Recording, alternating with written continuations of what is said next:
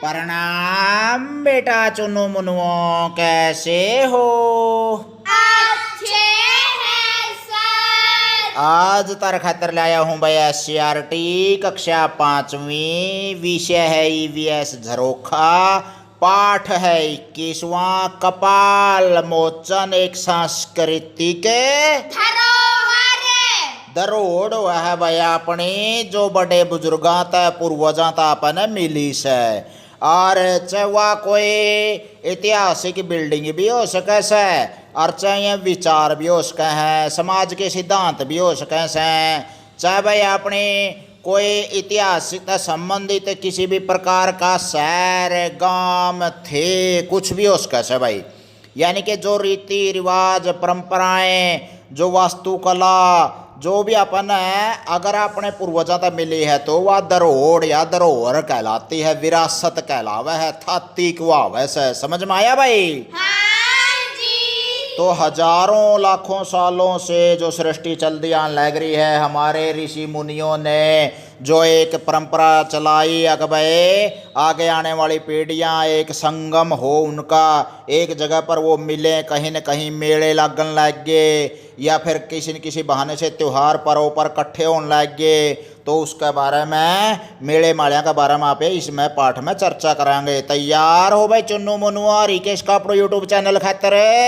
हाँ जी। मेले की तैयारी, मेले की तैयारी। आरती के कदम खुशी से जमीन पर नहीं टिक रहे थे। आज उसके चाचा चाची जो आने वाले थे, चाचा चाची के साथ गिन्नी दीदी और छोटू भैया भी आएंगे। फिर वे सब मिलकर हर साल की तरह कपाल मोचन मेला देखने जाएंगे। तो भाई वो चित्र दिखा रखे है कपाल मोचन मेला का, तीर्थ का।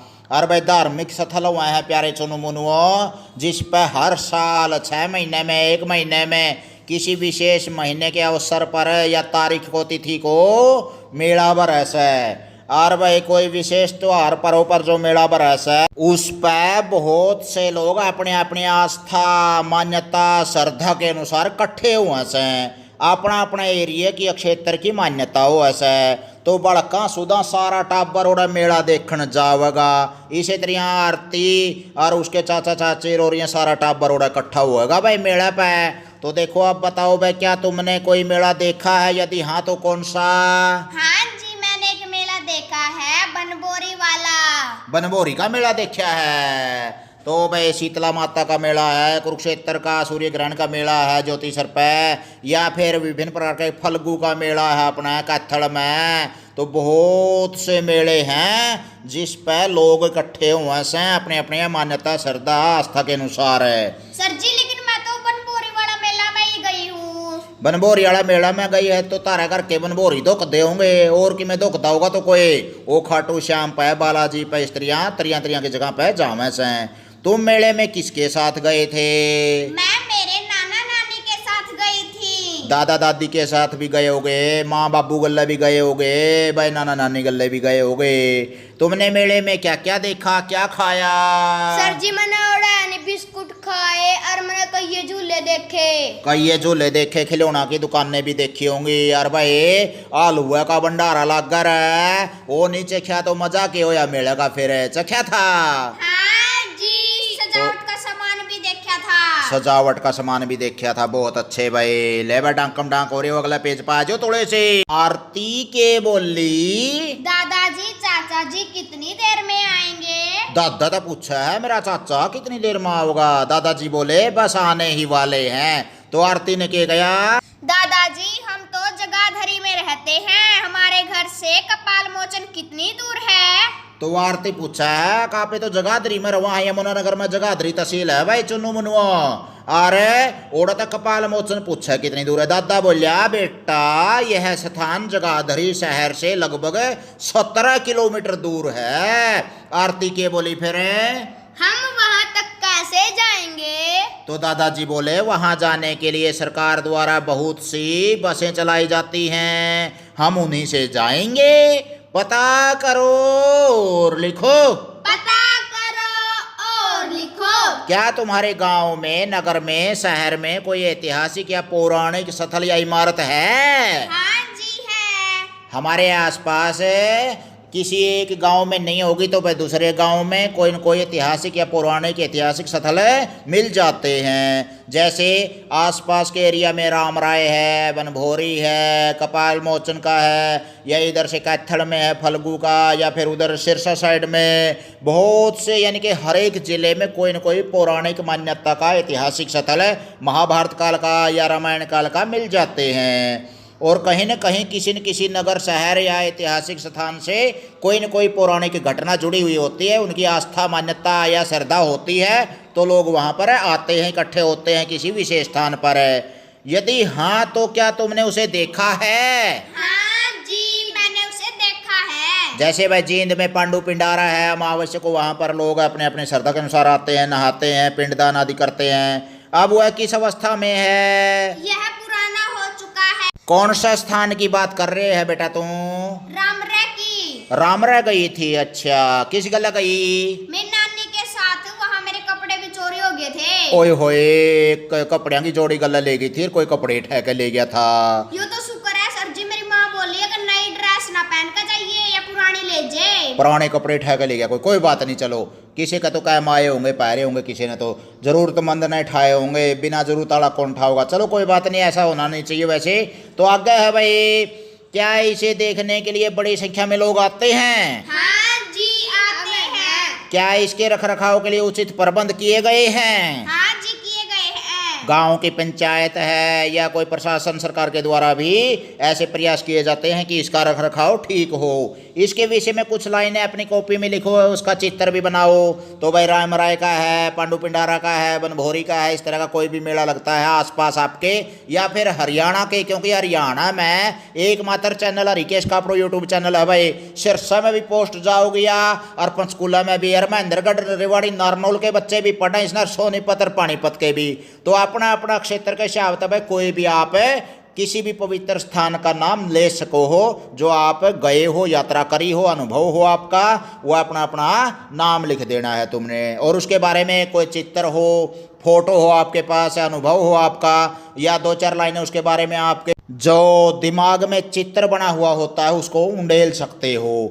आगे है भाई, क्या तुम्हारे आसपास किसी अन्य सरोवर में भी कुछ विशिष्ट अवसरों पर स्नान करने की प्रथा है? हाँ जी है। बहुत से तालाबों में, जैसे कालवा में है, तीर्थ है भाई, और इसी तरह और भी अपने रिश्तेदारियों में, जानकारों में, कई गांवों में इस तरह के मेले भरते हैं। लोग अपने अपने आस्था श्रद्धा से जुड़े हुए हैं।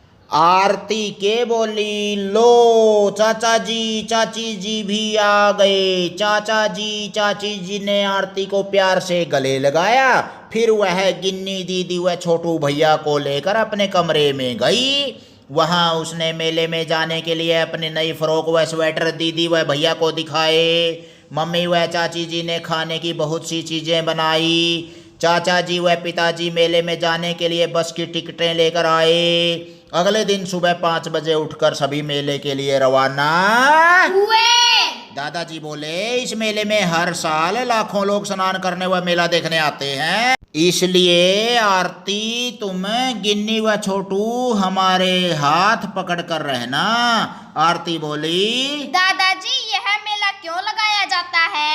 तो दादाजी ने बताया, बच्चों हर साल कार्तिक मास की पूर्णिमा पर कुछ दिन पहले से इस मेले का आयोजन किया जाता है।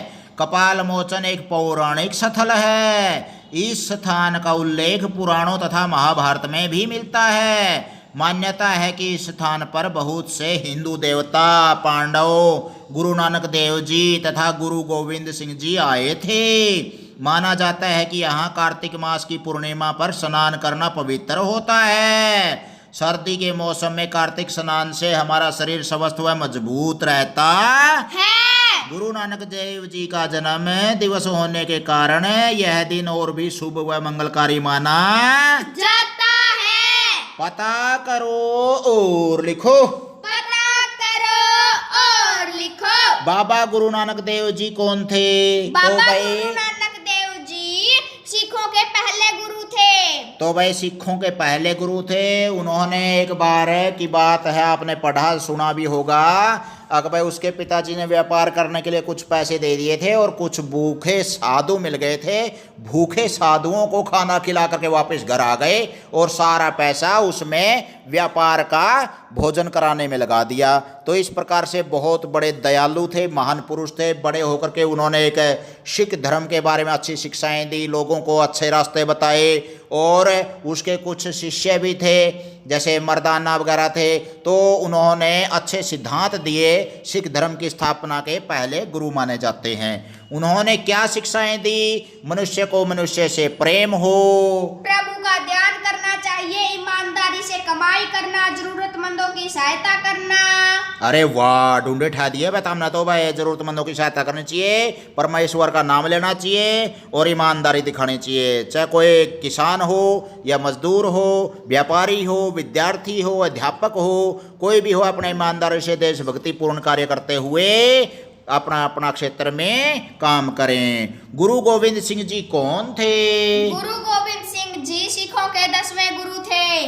10वें गुरु थे भाई। उन्होंने ही खालसा पंथ की स्थापना की थी और उन्होंने क्या किया था भाई? गुरु ग्रंथ साहिब को एक सिखों का अंतिम गुरु के रूप में स्थापित किया था। इसका मतलब ये हुआ कि उसके बाद गुरु परंपरा खत्म हो गई और गुरु ग्रंथ साहिब ही उनका गुरु माना जाता है सिख धर्म वालों का।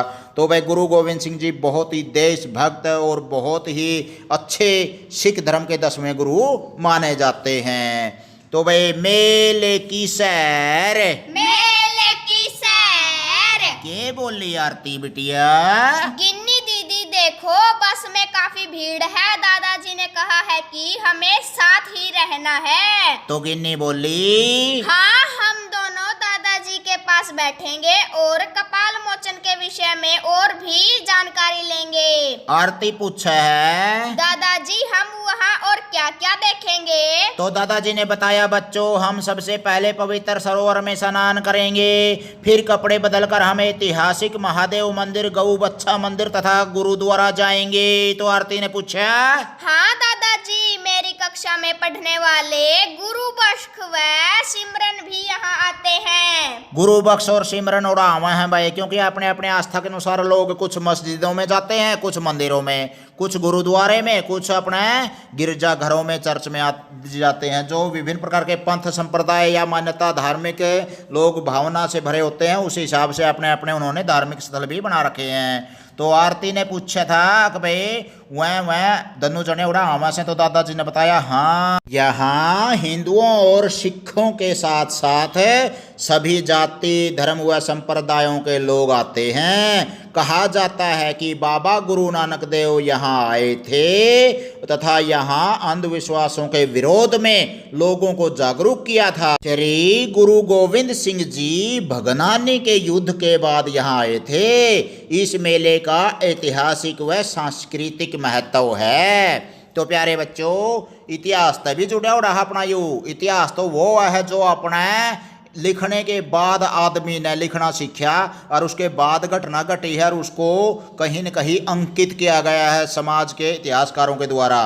और सांस्कृतिक का मतलब हो गया भाई अपना रहन सहन, खान पान, वेशभूषा, पहनावा है या कृषि आदि है, हमारे रीति रिवाज, परंपराएं हैं। जिस प्रकार से हम अपनी परंपराओं के अनुसार अपनी ज़िंदगी जीते हैं तो वो सांस्कृतिक हो गया। तो दोनों प्रकार का महत्व है इस मेले का।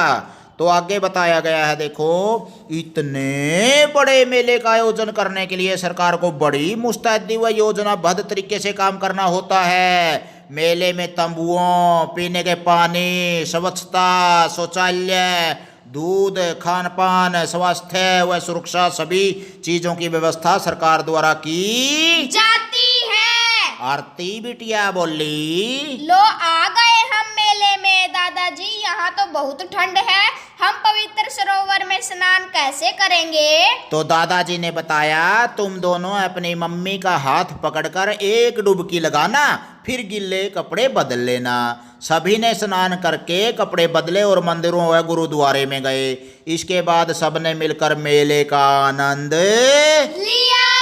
तो भाई प्यारे चुनु मुनुओ, इस प्रकार से मेले में आप स्नान करने के लिए, दोक पूजा करने खातर या किसी भी तरीके से अपनी आस्था मान्यता आदि के अनुसार श्रद्धा आदि को लेकर के जाते हैं और अपने वहाँ पर इकट्ठे होते हैं विशेष अवसरों पर। तो ये कपाल मोचन के बारे में आपने पढ़ा, आओ ये भी करें, आओ ये भी करें। भारत के कुछ प्राचीन स्मारकों के चित्र एकत्र करके अपनी कॉपी में चिपकाओ।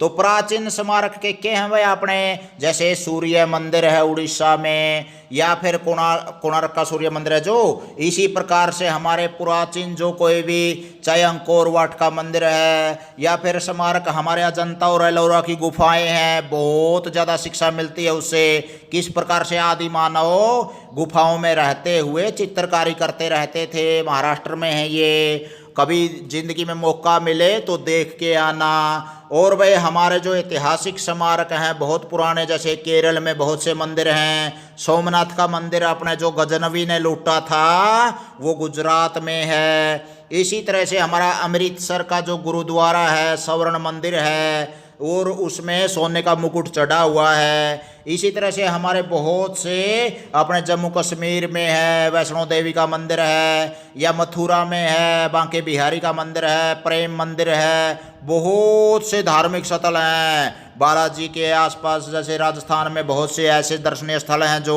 हम अपने स्मारकों के यहाँ चित्र इकट्ठा करेंगे अखबारों से, किताबों से, नेट आदि से डाउनलोड करके, और आपने कॉपी में अभ्यास पुस्तिका में या चार्ट आदि पर चिपकाने हैं। यू काम तारा भाई कर लोगे? हाँ जी। देखते हुए हाँ जी ला रखे हो, और मैं बुलबुला पर घा जोड़ रहा हूँ। पक्का विश्वास दे हो अगर कदे कान मत सुनकर दूसरे को काट दे हो ना जी, सारा आवे समझ में। आवा समझ में कर लोगे सारा यू काम है। हाँ जी। देखेंगे भाई, अपने आसपास किसी प्राचीन स्मारक का भ्रमण करके उसके बारे में पता करो यह कितना पुराना है। जैसे भाई बनभोरी जावांगे या रामराय पिंडार है, या आसपास के आपके कैथल में जासका, हाँ सिरसा की तरफ सोने कतौड़िया लगड़ जो भाई, हर एक गाँव में, हर एक स्थान पर, हर एक जिले में कोई न कोई धार्मिक मान्यता का स्थान मिल जाएगा, और वहाँ जाओ, वहाँ के फोटो ले, वहाँ पर जो कोई पुजारी है, महंत है, मौलवी है, पादरी है, या किसी भी प्रकार का पंडित जी कोई भी बैठा हो, या वहाँ का जो किसी भी प्रकार का संस्था का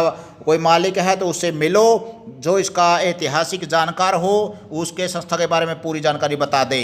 तो कितना पुराना है वो बता देगा, किसने बनवाया था वो बता देगा, इसकी मान्यता क्यों है, किसके कारण बनवाया गया है, क्यों लोग यहाँ पर इकट्ठा होते हैं, क्या क्या यहाँ की मान्यता है, सारी बातें उसको बता सकता है वो। इसके बारे में बनाने में किस सामग्री का प्रयोग हुआ है ये भी बता देगा। भाई 100-200 साल पुराना है कि 500-700 साल पुराना है कि नया है जमा, तो भाई ईंटा का बन रहा है कि कच्ची मोटी दीवार है कि भाई सीमेंट है, या कोई रोड़ी बजरी क्रैशर है, या कुछ भी लकड़ी आदि का क्या क्या बन रहा है, उसमें नक्काशी, वास्तुकला, स्थापत्य कला क्या क्या है, उसकी सारी बातें पता करो। कर लोगे भाई? हाँ जी।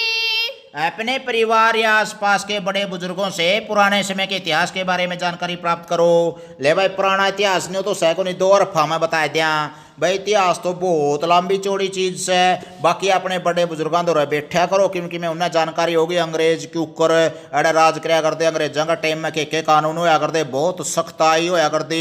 250 साल राज कर गए थे, 750 साल मुस्लिम आक्रमणकारियों ने, बाबर, अकबर, हुमायूं, औरंगजेब, इन्हें बहुत ज़्यादा आतताई बोलूँगा मैं इनको, क्योंकि बहुत ज़्यादा एक विकराल रूप धारण करते हुए उन्होंने भारत के ऊपर आक्रमण करके और राज किया था। साथ के साथ में उससे पहले है जो उसका इतिहास आपको पढ़ना चाहिए, गुप्त साम्राज्य है, अशोक है, हर्षवर्धन है, बीच में आ गया हमारे महाराणा प्रताप है, शिवाजी है, इनके बारे में भी आपको जानकारी लेनी चाहिए। अंग्रेजों ने किस तरह से यहाँ पर लठबाजिया आपस में व्यापार करना आए थे, फ्रांसीसी, पुर्तगाली, डैनिश, डच, अंग्रेज, और उनका आपस में कुत्तक बाजार, कुत्तक में अंग्रेज जीत गए, कुकर 250 साल राज कराया। और भाई पृथ्वीराज चौहान है, चंद्रबरदाई है, महमूद गौरी है, गजनवी है, उनके आक्रमण है। मीर कासिम पहला आक्रमणकारी था, उससे पहले सिकंदर ने आक्रमण कराया था। गुप्त वंश है, चंद्रगुप्त मौर्य है, चाणक्य है। सारी बातें तुम्हें अपने इतिहास में पढ़ने को मिलेंगी। बहुत गौरवशाली इतिहास है अपना, उसको पढ़ो, सीखो, ज़्यादा ज़्यादा ग्रहण करो। और ज़्यादा पुराने समय में जाएंगे तो हजारों साल पहले हमारे महाभारत रामायण का इतिहास रहा है एक तरह से, जो एक राम सेतु है श्रीलंका के और भारत के बीच में, वो इसका प्रमाण है। तो प्यारे बच्चों, किस तरह से हमारी रामायण महाभारत या वैदिक संस्कृति से लेकर के आज तक हमारा इतिहास रहा है, उसके बारे में तुमने बड़े बूढ़ों के पास बैठना चाहिए। ऐतिहासिक, प्रामाणिक और आरस ग्रंथ पढ़ने चाहिए। ज़्यादा से ज़्यादा आरस ग्रंथों से आपको ऐसी जानकारियाँ मिलेंगी। तो चुनो मनुआ अपने बड़ों के पास बैठोगे तो तुम्हें इस प्रकार के ऐतिहासिक जानकारी प्राप्त करने का गौरव प्राप्त होगा, ऐसी हम आशा करते हैं। ज़्यादा से ज़्यादा अखबारों में इनके बारे में आता रहता है। बीच बीच में कोई विशेष पर्व त्यौहार होता है तो उस दिन उसके बारे में स्पेशल बातें आती हैं। जैसे गुरु नानक देव जी का जन्मदिन है तो उनकी सारी जीवनी आ जाती है अखबारों में। इसी तरह से जैसे रविदास जी का जन्मदिन है तो उनके बारे में आ जाता है, किस प्रकार से उन्होंने शिक्षाएं दी थी। इसी तरह से परशुराम का जन्मदिन है, श्री कृष्ण का महापुरुष हुए जो हमारे, इनके बारे में ज़्यादा से ज़्यादा जानकारी एकत्रित करके हम अपनी सांस्कृतिक और ऐतिहासिक धरोहर को अपने दिमाग में संजो सकते हैं, उनके आदर्शों पर चल सकते हैं। समझ में आया भाई? हाँ जी। एक वाक्य में अर्थ स्पष्ट करो, ऐतिहासिक धरोहर क्या होती है? इतिहास से संबंधित इमारतें, लाल किला ऐतिहासिक धरोहर है। ऐतिहासिक का मतलब हो गया इतिहास से संबंधित है, जो किसी आदमी ने बनाई थी और वह इतिहास की जानकारी देवे हैं। 100, 200, 500, 1000 साल पहले कुतुब मीनार है, ताजमहल है, या फिर अपना विशेष प्रकार के मंदिर हैं, या फिर अपना लाल किला है। इस तरह की कोई भी ऐतिहासिक इमारत हमारी हो सकती है। या फिर अपने बहुत से राजपूतानाओं के जो एक किले होते थे, महाराणा प्रताप का, राणा सांगा का, जय सिंह का, इस तरह से बहुत सी चीज़ें हमारी ऐतिहासिक धरोहर हैं जो संग्रहालयों में देखने को मिलेंगे आपको।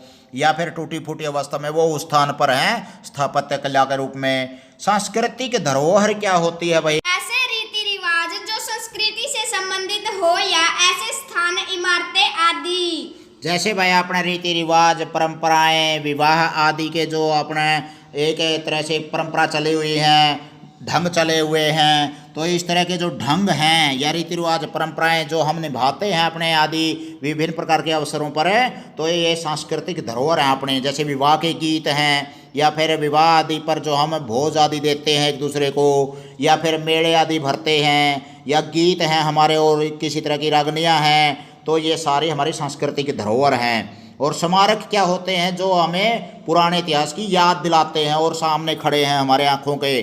और शिलालेख हो सकते हैं, पुरानी बिल्डिंग हो सकती है, इमारत हो सकती हैं, या फिर किले हो सकते हैं। तो इस तरह के हमारे स्मारक हो गए। पौराणिक क्या होते हैं? हमारे पुराणों में जो 18 पुराण हैं उसमें जो हमारे कोई न कोई व्याख्यान दिए गए होते हैं और उसके बारे में जो जानकारी मिलती है हमें, वो पौराणिक होती हैं। समझ में आया भाई? हाँ जी।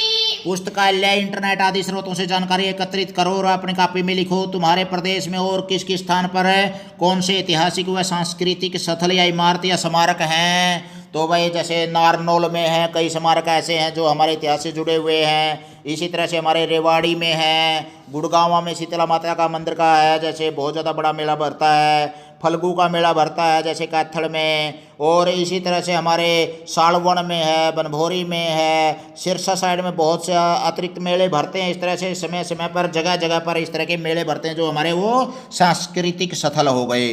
और ऐतिहासिक स्थल भी बहुत से हमारे, जैसे अपने विभिन्न प्रकार की जो कंदराएँ हैं, गुफाएँ हैं, या ऐतिहासिक बिल्डिंग इमारतें हैं। बहुत से ऐतिहासिक लोग जैसे अपने कुरुक्षेत्र में हैं, अपने जो एक अभी बनाया गया है श्री कृष्ण संग्रहालय है, धरोहर के रूप में एक बहुत सी महाभारत कालीन या हमारे हरियाणा की संस्कृति की चीज़ें उसमें संजो कर रखी गई हैं। या फिर हमारे सोनीपत, पानीपत में कहीं भी किसी का भी नाम ले लो, किसी जिले का, किसी तहसील का, किसी गांव का, कहीं न कहीं कोई न कोई ऐतिहासिक या सांस्कृतिक स्थल मिल जाता है जो हमारे रामायण, महाभारत या सांस्कृतिक धरोहर या फिर हमारे इतिहास से संबंध या ताल्लुक जरूर रखता है। तो उसके बारे में आपने इंटरनेट या पुस्तकालय से जानकारी लेनी है। समझ में आया भाई? हाँ जी।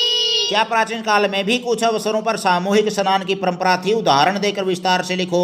तो प्राचीन समय में भी जो हड़प्पा मोहनजोदड़ो जो एक खुदाई करी गई है और विभिन्न स्नानागार मिले हैं। स्नानागार का मतलब क्या होता है? यानी कि बहुत बड़ा मेला भरदा होगा और लोग किसी विशेष अवसर पर स्नान कर देंगे इकट्ठे मिलकर न इसी तरह के आज करें हैं। तो इसका मतलब है जैसे ज्योतिषर है अपना महाभारत के समय पर वर्णन आता है, रामायण के समय पर तो लोग इकट्ठे होते हैं। कुंभ का मेला बहुत ही प्राचीन है, 12 साल बाद आता है और गंगा नदी पर 4 शहर हैं, उन 4 शहरों में ही कुंभ का मेला भरता है। हमारे विश्व का इस ब्रह्मांड का सबसे बड़ा सांस्कृतिक मेला है ये कुंभ का मेला, जो 12 साल बाद आता है, जिसमें कई करोड़ लोग इकट्ठे होते हैं, कई करोड़, और बहुत बिल्कुल आस्था के साथ, प्यार प्रेम से, धार्मिक मान्यता को बिल्कुल आराम से, शांति से निपटता है ये काम है। तो भाई प्यारे चुनु मुनुओं, ये सांस्कृतिक और ऐतिहासिक धरोहरों के हमारे कुछ स्थानों के बारे में हमने बात करी है। ये प्राचीन जो स्मारक हैं, स्थल हैं या इमारतें हमें इतिहास के विषय में जानकारी प्राप्त करने के लिए किस प्रकार सहायक होते हैं। तो आपने बेरा पटा है किस प्रकार लोग इकट्ठे होया करते कि क्या धार्मिक मान्यता थी, वह क्यों थी मान्यता, आस्था के थी उनकी, के चीज़ में वह विश्वास किया करते भाई, उनका जो पंथ संप्रदाय धर्म आदि के बारे में सारी बातें हमें पता चलती हैं। और वह जो स्मारक हैं या स्थान हैं, इतिहास की बिल्डिंग है, इमारत हैं, उनके बारे में बनावट का पता चलता है, लकड़ी की थी, मोटी दीवारों की थी, कच्ची पक्की ईंटों की थी, छत कैसी होती थी, किस प्रकार से, जैसे एक केदारनाथ में अभी पीछे से बादल फटा था और हजारों लोग मारे गए थे उसमें, लेकिन एक मंदिर वहाँ से डिगा नहीं था, जो कि बताते हैं वह पांडवों के समय का है। तो इस तरह से मतलब हमें एक से एक जानकारी हम प्राप्त कर सकते हैं कि किस प्रकार से नक्काशी की गई है, कैसे रचना बनावट की गई है वहाँ के बिल्डिंग की, और किस प्रकार से वो राजमिस्त्रियों ने कैसे संजोया है उसको, किस प्रकार से संभाला है, जो आज भी वो ज्यों की त्यों खड़ी हैं। बहुत अच्छी जानकारी देते हैं, हमें ज्ञान देते हैं, उसके बारे में पता चलता है, और इतिहास से हमें ऐसा सीखना भी चाहिए। ठीक है ना? हाँ जी। ऐतिहासिक या सांस्कृतिक धरोहरों का संरक्षण क्यों आवश्यक है? देखो भाई, अगर संरक्षण नहीं करांगे तो आंधी में, मींह में या कोई आवारा तत्वों, असामाजिक तत्वों के द्वारा वो ढहा दी जाएंगी, वो मिट्टी में मिला दी जाएंगी, फिर आगे आने वाली पीढ़ी क्या देखेगी उनके बारे में। तो इसलिए उनको संजो कर रखना आवश्यक है, चाहे सरकार प्रशासन हो, सामाजिक संस्थाएं हों, सामाजिक सोच के लोग हों जो भविष्य के बारे में सोचते हैं। तो सभी ने मिलकर के इसका ज़्यादा से ज़्यादा ध्यान रखना चाहिए, ऐसी बिल्डिंग का, इमारत का, या इस प्रकार की जो धरोहर हैं हमारी। विभिन्न प्रकार के गाँव में पुराने मकान मिल जाते हैं, इमारतें मिल जाते हैं, उनकी संरचना कैसी होती थी, कैसे चिनाई होती थी। तो इस तरह की सारी बातें हमें संरक्षण करने के लिए प्रेरित करती है, ताकि आने वाली पीढ़ी भी उनको देख सके। हमने तो उसको देख लिया, लेकिन आगे आने वाली पीढ़ियों को अब बताएंगे हमें, तो क्या बताएंगे, ताकि उनको संरक्षित कर सकें और वो पीढ़ियाँ यूँ कि यूँ उसको देख सकें। इसलिए बताने की ज़रूरत ना पड़े, बल्कि उनको दिखाया जा सके। इसलिए आगे आने वाली पीढ़ियों के लिए उनका संरक्षण धरोहरों का बहुत ज़रूरी है। तो प्यारे चुनु मुनुओं, कहीं भी आप यात्रा में जाओ, मेले में जाओ, कहीं कोई गंदगी नहीं फैलानी चाहिए, किसी भी दीवार को आपने छीलना नहीं, किसी पापड़ वगैरह पाड़ देते हैं या कली वगैरह उतार देते हैं या फिर गंदगी फैला देते हैं आसपास, तो किसी भी प्रकार की लापरवाही तुमने नहीं करनी चाहिए। सार्वजनिक स्थान पर जाओ तो साफ सफाई का ध्यान रखो, और किसी भी मेले में आदि में जाओ तो अपने अनुशासन का, शांति का, आस्था के साथ, विश्वास के साथ, श्रद्धा के साथ जाइए और अपने आनंद लीजिए उसका। बिल्कुल बिल्कुल जो हमारी जो सांस्कृतिक और जो ऐतिहासिक पौराणिक जो धरोहर हैं, स्थल हैं, स्मारक हैं, इनका हमें प्यार से, आनंद से अवलोकन करना चाहिए, ताकि हमारी आने वाली पीढ़ियां भी इनको अच्छी तरह से देख परख सकें और इससे हमें ज्ञान मिल सके, और ज़्यादा से ज़्यादा हमें जानकारी देगी ये बिल्डिंग से, तो हमारे को आगे ज्ञान पहुंचाने में आसानी होगी। तो आनंद आया भाई बच्चों कुछ? देखो, वैसे तो पाठ दिया हुआ है, आप ये खुद भी पढ़ सकते थे, इसमें कोई दिक्कत वाली बात नहीं थी, लेकिन ज़्यादा से ज़्यादा आपको विस्तार से बताना ये हमारा कर्तव्य है। हम अध्यापक हैं, आप अभी नए नए आए हैं इस ज़मीन पर, धरती पर। हमने जो अनुभव सीखा है, अगर उस अनुभव को हम उंडेलें, एक अध्यापक का कर्तव्य भी होता है। तो इसलिए कोशिश की गई आपको विस्तार से बताने की। तो अपने आस्था, मान्यता आदि के अनुसार आप भी किसी मेले का या किसी सांस्कृतिक, पौराणिक, ऐतिहासिक धरोहर का आनंद लीजिए परिवार के साथ, और मस्ती से रहिए, और किसी भी प्रकार की धरोहर को नुकसान मत पहुंचाइए। इसी आशा के साथ हरिकेश कापड़ो यूट्यूब चैनल पर फिर गेड़ा मारियो, लाइक शेयर सब्सक्राइब जरूर कर दियो भाई। ज्ञान का बरोटा है, गोल का पीजो, ठेठ हरियाणवी में पहली तली का 5 मील का सिलेबस है। जवाहर नवोदय विद्यालय की तैयारी करनी हो, या फिर आपने किसी भी प्रकार का सैनिक स्कूल की तैयारी करनी है, या भविष्य में कोई टेस्ट देना है, भारत को जानो, या ओलंपियाड प्रतियोगिता लड़नी है, या कोई रीजनिंग मैथ की कमजोरी है आपकी, हिंदी व्याकरण की, भूगोल, इतिहास, नागरिक शास्त्र, ठेठ हरियाणवी में हरियाणा का पहला चैनल, जिसमें आपको बहुत कुछ ज्ञान का भंडारा मिलेगा। और भाई इस भंडारा में जिम्मो, दूसरा ने भी जिम्माओ, गोल का पीजो, आगे बैठ दो, फिर गेड़ा Mario Harikesh Kapdo YouTube channel पर। ई बोलो बच्चों, जय हिंद।